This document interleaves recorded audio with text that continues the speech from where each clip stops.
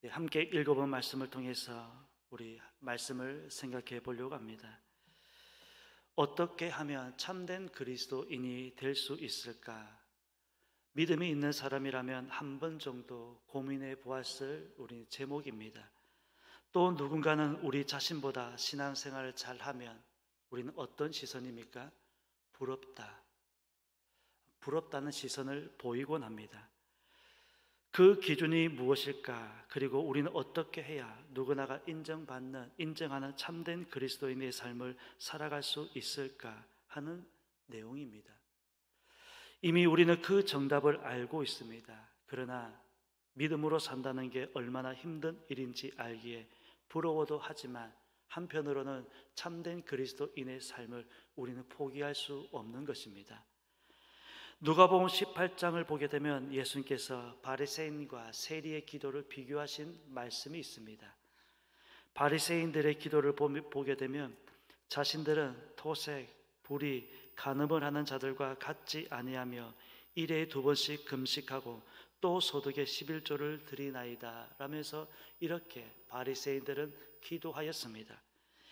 여기에서 보게 되면 바리새인들은 금식을 밥 먹듯이 하고 있었으며 금식과 함께 기도 생활은 말할 것도 없고 소득의 11조라고 물질 생활에 있어서 한치 오차도 없이 정직하게 하고 있다라고 스스로를 자부하고 있었습니다.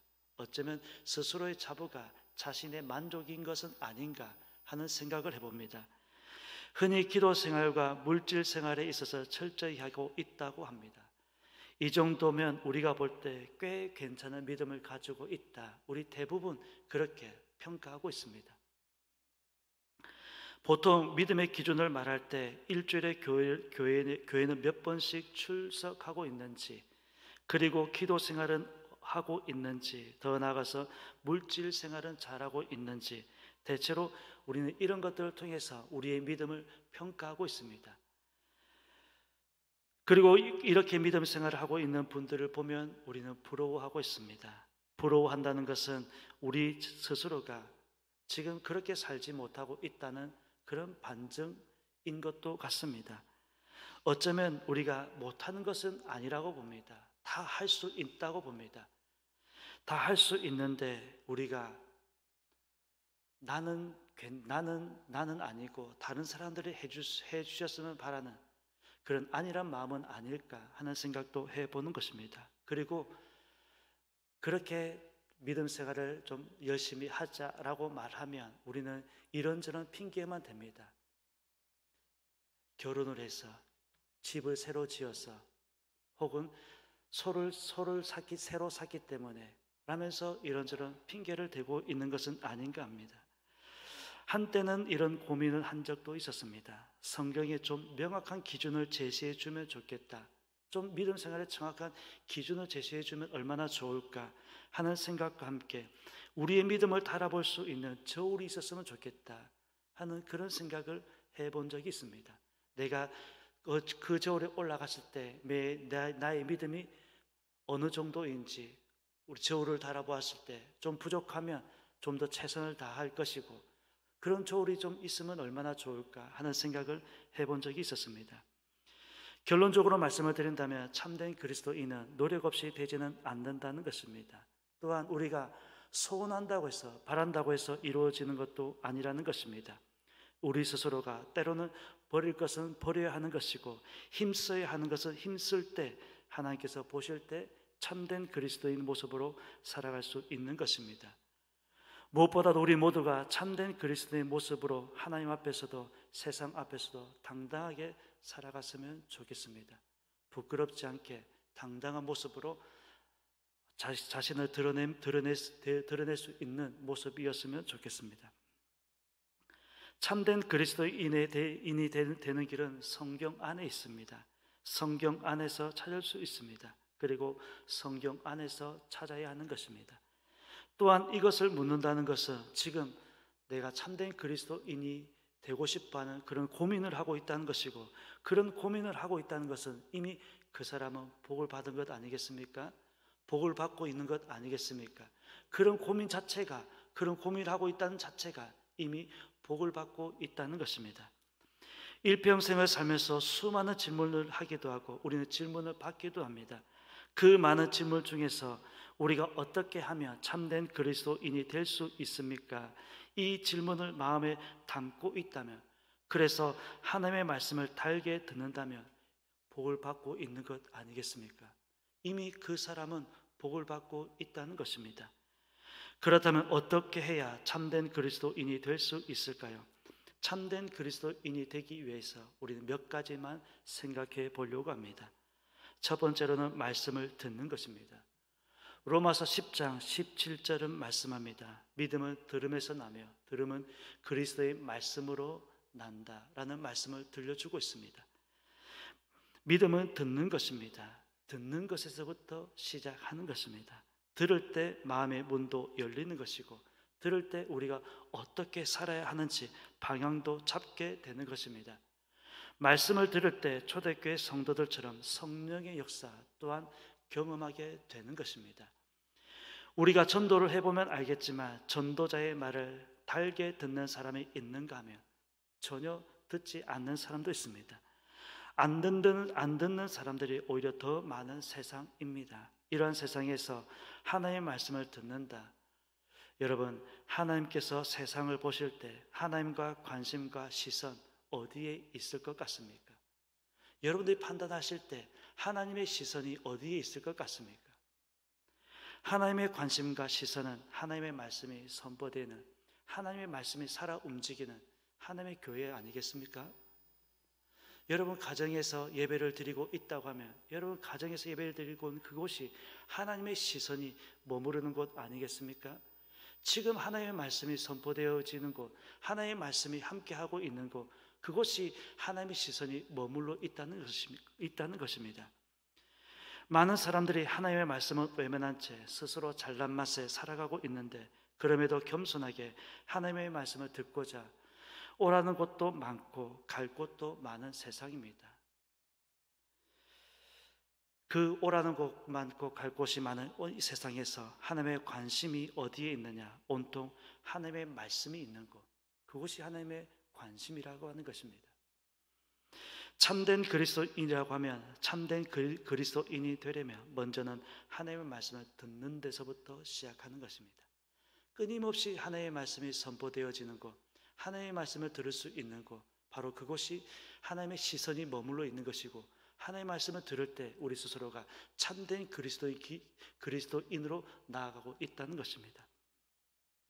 두 번째는 창조주 하나님을 믿는 것입니다. 기독교의 시작은 천지와 만물을 만드신, 심지어 사람을 창조하신 하나님을 믿는 것입니다. 우리는 하나님을 창조주 하나님으로 믿고 있습니다. 기독교의 진리는 세상의 지식과는 다른 차원입니다. 하나님의 말씀은 선포입니다. 성경을 보면 단 한 번도 우리를 설득하려고 하는 말씀은 단 한 말씀도 찾아볼 수가 없습니다. 모두가 다 선포입니다. 창세기 1장 1절 첫 성경을 펴면 첫 성경부터 우리에게 선포하고 있습니다. 태초에 하나님이 천지를 창조하시니라. 우리를 설득하려고 하는 말씀이 아니라 이미 선포하신 말씀입니다. 우리는 선포하신 말씀을 믿는 것입니다. 믿는다고 할 때 우리의 주권이 하나님께 있다는 것을 인정하는 것입니다.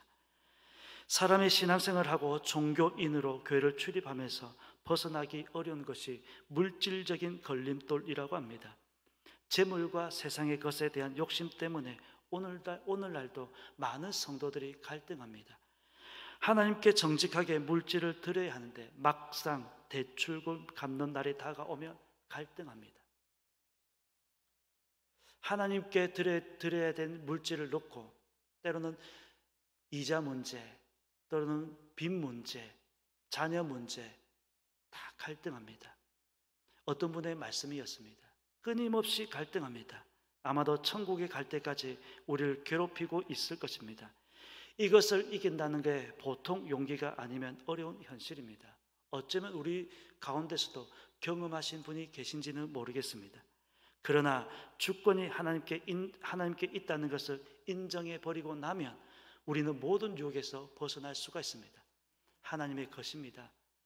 하나님의 것입니다라고 인정해 버리고 나면 우리를 유혹하는 미혹하는 모든 것에서부터 우리가 자유할 수 있습니다. 물론 말처럼 쉬우면 얼마나 좋겠습니까? 그러나 돌아보면 수많은 사람들이 처음에는 믿음의 길을 걸었다가도 언제부터인가 교회를 떠나 세상의 즐거움 속에 살아가는 사람들이 많이 있습니다. 그 이유 중에 하나가 이것을 분명하게 하지 못하기 때문입니다. 주권이 하나님께 있다는 것을 인정해 버리고 나면 현재 우리가 가지고 있는 것은 모든 것이 하나님의 것입니다라고 인정해 버리고 나면 그동안 우리를 옴짝달싹하지 못하게 만들었던 모든 것으로부터 우리가 자유하게 되는 것입니다. 기독교의 진리는 우리를 자유하게 하는 데 있습니다.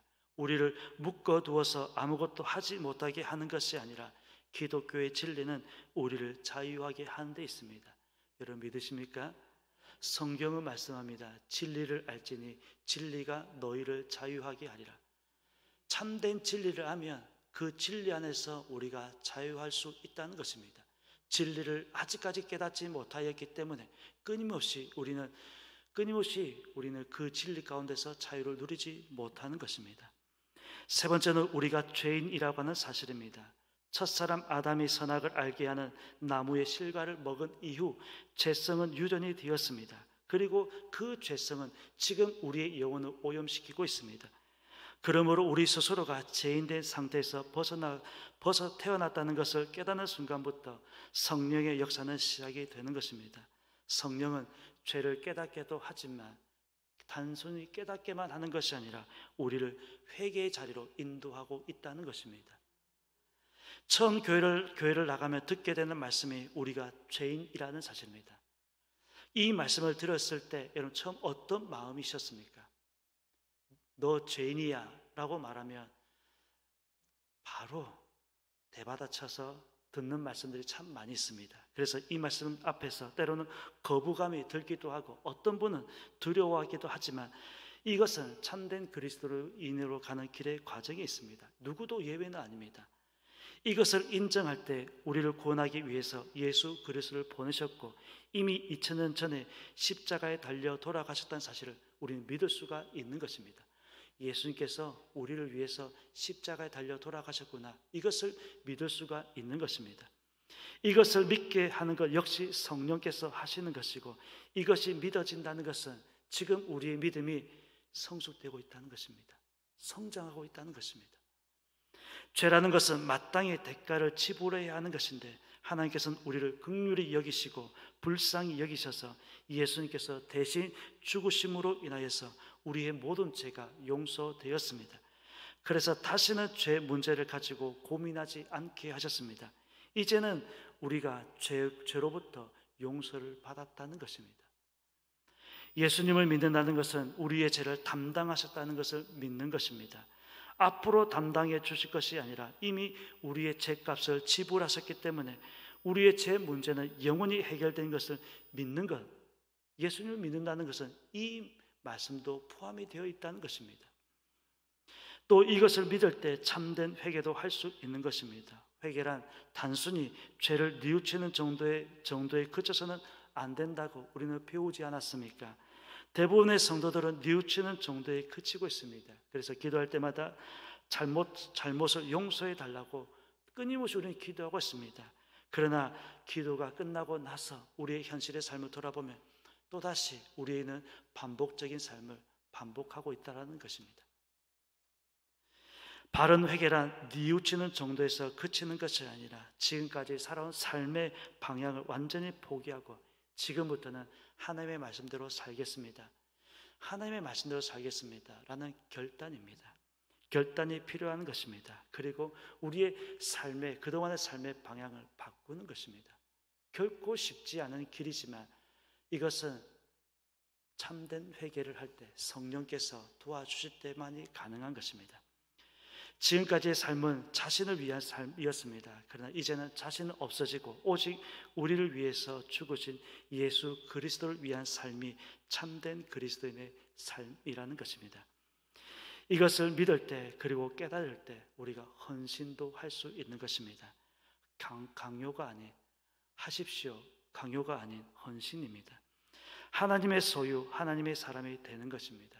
특별히 로마서 12장 1절 2절은 이렇게 우리에게 말씀하고 있습니다. 그러므로 내가 하나님의 모든 자비하심으로 너희를 권하노니 너희 몸을 하나님이 기뻐하시는 거룩한 산 제물로 드리라. 이는 너희가 드릴 영적 예민이라. 하나님의 말씀에 순종할 때 자기 자신을 헌신할 수도 있는 것입니다. 이렇게 될 때 우리는 참된 그리스도인의 삶을 살아갈 수 있는 것입니다. 이전까지는 영적으로 태어나는 단계였다면 그 이후로는 성숙한 처녀가 시집을 가서 자신의 몸과 마음을 바치는 것처럼 우리 그리스도인들도 자라게 됨으로 인하여서 하나님께서 우리를 지으셨고 사랑하셨고 피로 사셨고 양육하셨고 여기까지 인도하셨다는 것을 믿을 때, 알 때, 또한 죽을 수밖에 없는 죄인임에도 불구하고 우리가 예수님을 통해서 생명을 주셨고 영원히 하나님의 소유인 것을 깨닫게 될 때 우리가 하나님께 헌신할 수도 있는 것입니다. 우리 자신을 하나님께 드릴 수 있는 것입니다. 그러나 실제로 여기까지는 쉽지는 않은 것 같습니다. 잠깐씩 헌신할 수 있지만 일평생 헌신한다는 것은 누구나 쉽지 않은 일입니다. 그러기에 구약 성경에 사무엘이라고 하는 선지자가 달리 보이는 것입니다. 성전에 바쳐진 이후로 평생을 하나님을 위해서 헌신하고 있는 것을 볼 수가 있습니다. 네 번째로는 참된 그리스도인이라면 반드시 훈련하신다는 것입니다. 하나님께서는 헌신한 사람을 훈련하시고 잘못하면 징계하시고 시련과 시련을 통해서 순수하게 때로는 강하게 하셔서 우리로 하여금 참된 그리스도인의 삶을 살아가게 하신다는 것입니다. 물론 사람마다 사명마다 조금씩 다를 수 있지만 훈련의 강도나 훈련의 기간이나 과정은 다를 수 있지만 그리스도인이라면 반드시 훈련하신다는 것입니다. 참된 그리스도인이 되는 과정이기 때문입니다. 예수님께서도 하나님의 아들이셨지만 세례를 받고 공생애를 시작하면서 전적으로 자신의 삶을 하나님께 드렸음에도 불구하고 하나님께서 어떻게 하셨습니까? 시험하셨습니다. 테스트를 하셨습니다. 하나님의 아들임에도 불구하고 반드시 확인을 하셨다는 사실입니다. 참된 그리스도인이라면 반드시 훈련이 있다는 것입니다. 그리고 그 훈련은 힘들지만 훈련받는 과정은 누구나가 쉽지 않고 힘들지만 그 훈련을 통해서 나를 강하게도 하시고 때로는 순수하게 만드신다는 것입니다. 내가 강하게 되는 과정이고 나를 순수하게 만드는 과정이라고 하는 사실을 우리는 결코 잊어서는 안 될 것입니다. 마지막으로 참된 그리스도인이라고 하면 하나님의 일을 보게 하신다는 것입니다. 우리 자신이 할 수 있는 일이 보이고 그 일을 사모하게 하시는 것입니다. 나는 예수님을 위해서 하나님을 위해서 교회를 위해서 이런저런 일을 해야겠다라고 일이 보이기 시작하는 것입니다. 그래서 자신이 평생을 바쳐서 봉사할 일이 보이고 이 사실을 깨닫는 단계, 다시 말씀을 드리면 사명을 깨닫게 되는 단계까지 이르게 된다는 것입니다. 시켜서가 아니라 스스로 할 일을 보는 것입니다. 그러나 현실은 늘 반대인 것 같습니다. 그리고 안 하려고 하는 게 오늘날 우리의 현실인 것 같습니다. 예수님께서는 이 일을 위해서 우리를 피로 사셨다는 것을 알게 된다면 우리가 순종할 수밖에 없을 것이고 헌신할 수밖에 없을 것이고 충성할 수밖에 없을 것입니다. 예수님께서 이 일을 위해서 이 땅 가운데서 이 일을 위해서 저와 여러분들을 자신이 피로써 우리를 사셨습니다. 그렇다면 우리는 헌신해야 되는 것이고 충성해야 되는 것이고 마땅히 우리 자신을 하나님께 드려야 되는 것이 맞는 것 아니겠습니까? 그래서 부단히 훈련받은 사람은 평생 자신을 드리겠다고 확신이 서게 되면 교회에서 임직을 하게 됩니다. 직분을 맡겨서 임직을 하게 되고 그 임직을 받은 이후 더 충성하게 되는 것입니다. 이렇게 사는 것이 참된 그리스도인의 삶이라는 것입니다. 여러분, 이 땅의 수많은 그리스도인들 중에서 권사 임직을 받을 수 있는 사람이 과연 몇이나 되겠습니까? 장로 임직을 받을 수 있는 사람은 몇이나 되겠습니까? 안수 집사의 임직을 받을 수 있는 사람은 과연 몇이나 되겠습니까? 그리고 우리가 얼마나 일할 수 있을 것 같습니까? 금방 우리가 하나님 앞에 가지 않겠습니까? 그럼에도 불구하고 권사 임직, 안수집사 임직을 받아놓고도 한 번도 일을 하지 않고 그저 임직자로서만 남아있다고 하면 때로는 우리가 하나님 앞에 언제가 설 텐데 부끄러워해야 되지 않겠습니까? 우리가 주님께서 우리를 피로 사셨다고 하면, 나를 피로 사셨다고 한다고 하면 우리가 주님 앞에 언젠가 설 텐데 우리가 부끄러워해야 되지 않겠습니까? 그런 모습이 되지 않으려고 한다고 하면 우리가 지금이라도 더 적극적으로 하나님의 교회를 위해서 일을 해야 되지 않겠습니까? 구원받은 사람이 직분을 받아서 일을 할 때 어떤 자세로 일하는가는 매우 중요한 문제입니다. 그럴 때 성령의 열매도 맺을 수 있는 것입니다. 이런 모든 건 그냥 이루어지는 것이 아니라 과정이 있다는 것입니다. 그리고 그 과정을 통해 통과했을 때 성숙하게 되기도 하지만 참된 그리스도인으로서 우리가 당당하게 살아갈 수도 있는 것입니다. 남들 부러워만 할 것이 아니라 우리 자신이 부러움의 대상이 되었으면 좋겠습니다. 그냥 되는 것은 하나도 없습니다. 희생과 노력이 있어야 한다는 것이며 무엇보다도 첫 출발은 하나님의 말씀을 듣는 데서부터 출발한다는 것을 우리는 결코 잊어서는 안 될 것입니다.